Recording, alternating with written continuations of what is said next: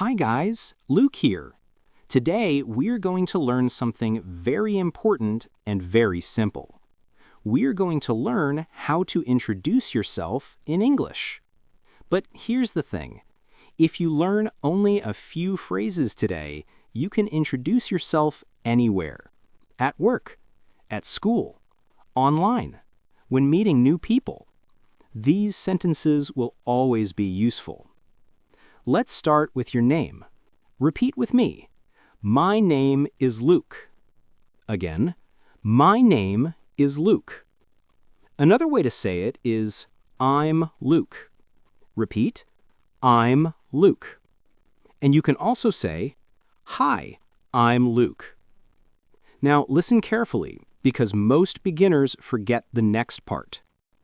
After your name, you can talk about your age. For example, I'm 25 years old. Repeat, I'm 25 years old. Next, you can say where you are from. For example, I'm from the United States. Repeat, I'm from the United States. You can also say, I'm from Mexico. I'm from Brazil. I'm from Argentina. I'm from India. Let me show you how this sounds in a natural introduction. Hi, my name is Luke. I'm 25 years old. I'm from the United States. Nice to meet you. Now it's your turn. Repeat the 4 sentences with me. Hi, my name is Anna. I'm 20 years old. I'm from Brazil. Nice to meet you.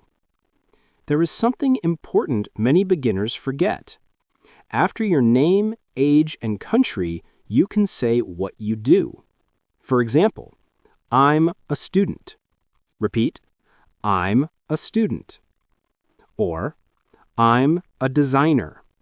Repeat, I'm a designer. Or, I'm a teacher. Repeat, I'm a teacher. If you don't want to say your job, you can say where you work. For example, I work in a restaurant.